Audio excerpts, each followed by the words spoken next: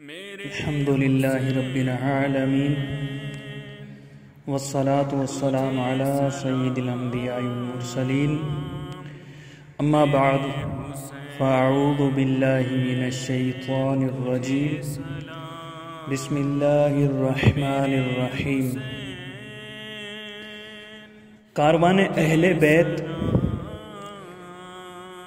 عذیب الحجانات پہنچا تو امام پاک نے 4 سواروں کو دیکھا جو ترماح ابن عدی کی رہنمائی میں آپ کی طرف کوفہ کی خبریں لے کر یہ اشعار پڑھتے ہوئے آ رہے تھے: اے میری اونٹنی، میرے ڈانٹنے ہنکارنے سے نہ گھبرا اور بہت تیزی سے چل، اور صبح ہونے سے پہلے پہنچ۔ اے بہترین سواروں کے ساتھ سفر کرنے والی، اپنے بہترین سواروں کے ساتھ بہتر سفر کرتے ہوئے اس شخص کے پاس جا کر اتار جو کریم الحسب، شریف النسب اور عزت و مرتبے میں بہت بلند اور سخاوت و فیاضی میں کشادہ دل ہے۔ اللہ اس کو ایک امر خیر کے لیے لایا ہے، وہ اس کو رہتی دنیا تک باقی و سلامت رکھے۔ یہ اشعار سن کر امام پاک نے فرمایا: سنو، خدا کی قسم، بے شک مجھے امید ہے کہ اللہ تعالی ہمارے ساتھ جو کچھ چاہے اس میں ہمارے قتل ہونے یا غالب ہونے میں خیر ہی خیر ہے۔ چمن میں پھول کا کھلنا تو کوئی بات نہیں، زہے وہ پھول جو گلشن بنائے صحرا کو۔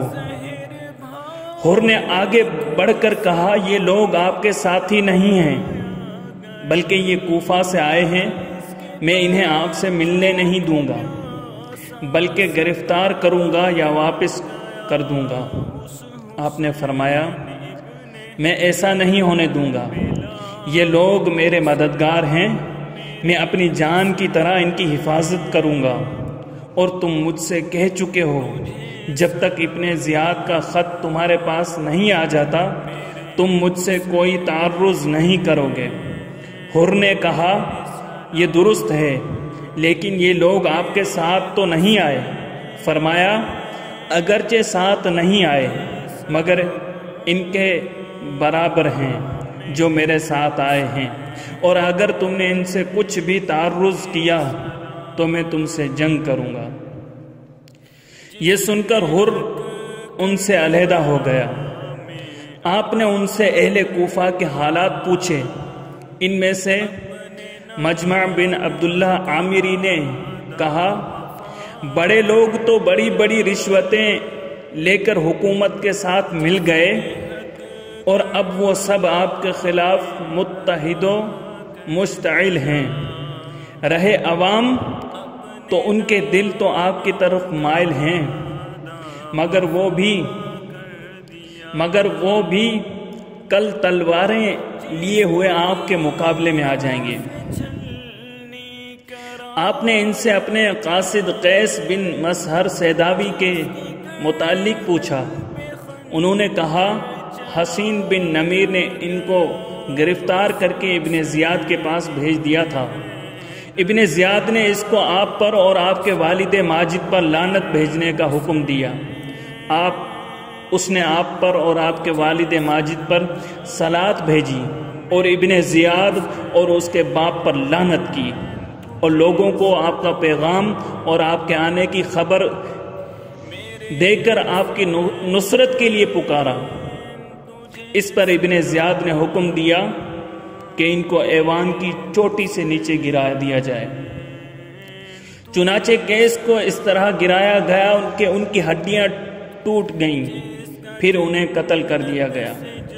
یہ سن کر آپ کی آنکھیں آنسوؤں سے بھر گئیں، اور مبارک رخساروں پر اشکوں کی لڑیاں بہنے لگیں، اور زبان پر یہ آیت جاری ہو گئی: فَمِنْهُمْ مَنْ قَضَى نَحْبَهُ وَمِنْهُمْ مَنْ يَنْتَظِرُ وَمَا بَدَّلُوا تَبْدِيلًا۔ پس ان میں سے کوئی تو اپنی جان نظر کر گیا اور کوئی منتظر ہے، اور انہوں نے کوئی تغیر و تبدل نہیں کیا۔ پھر آپ نے دعا فرمائی، اے اللہ ہمیں اور ان کو نعمت بہشت عطا فرما، اور ہمیں اور ان کو اپنی رحمت کے مستقر میں جمع فرما، اور اپنے ثواب کے ذخیرے کا بہترین حصہ عطا فرما۔ زندہ ہو جاتے ہیں جو مرتے ہیں حق کے نام پر، زندہ ہو جاتے ہیں جو مرتے ہیں حق کے نام پر، اللہ اللہ موت کو کس نے مسیحا کر دیا۔ ترماح ابن عدی نے عرض کی، حضرت حالات بہت نازک صورت اختیار کر گئے ہیں، اور آپ کے ساتھ صرف چند افراد ہیں جو بغرض جنگ بھی نہیں آئے۔ صرف ان کے مقابلے میں ہی حر کا لشکر 1000 پر مشتمل ہے اور سب مسلح ہیں، یہ بہت زیادہ ہے۔ اور میں نے تو کوفے سے نکلتے وقت کوفے کے باہر اتنا بڑا لشکر دیکھا کہ اس سے پہلے میری آنکھوں نے کسی مقام پر اتنا بڑا لشکر نہیں دیکھا۔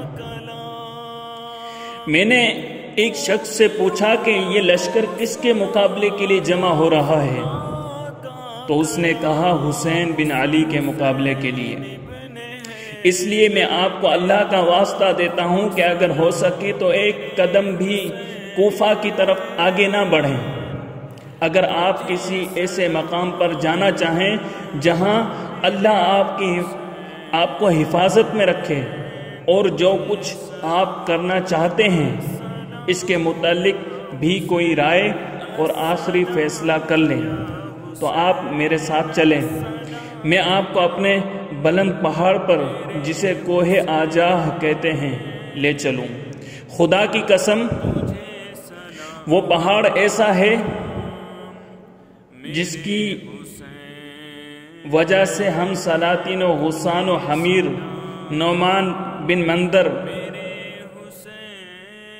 اور ہرا سود و احمر اقوام سے محفوظ ہیں۔ واللہ ہم کو کبھی کوئی مطیع نہیں کر سکا۔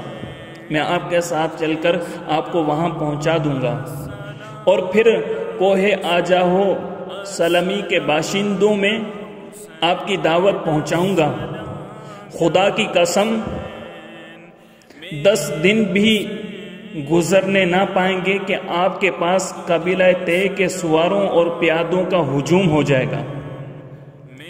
پھر جب تک آپ کا دل چاہے ہم میں قیام فرمائیں، اور اگر آپ جنگ کا ارادہ فرمائیں گے تو میں آپ کی مدد کے لیے بنو طے کے 20,000 آدمی فراہم کرنے کی ذمہ داری لیتا ہوں، جو آپ کے سامنے اپنی شجاعت اور شمشیر زنی کے جوہر دکھائیں گے، اور جب تک ان میں سے کوئی ایک بھی زندہ ہوگا وہ کسی دشمن کو آپ کے قریب آنے نہیں دے گا۔ آپ نے فرمایا، اللہ تعالیٰ تجھے اور تیری قوم کو جزائے خیر دے۔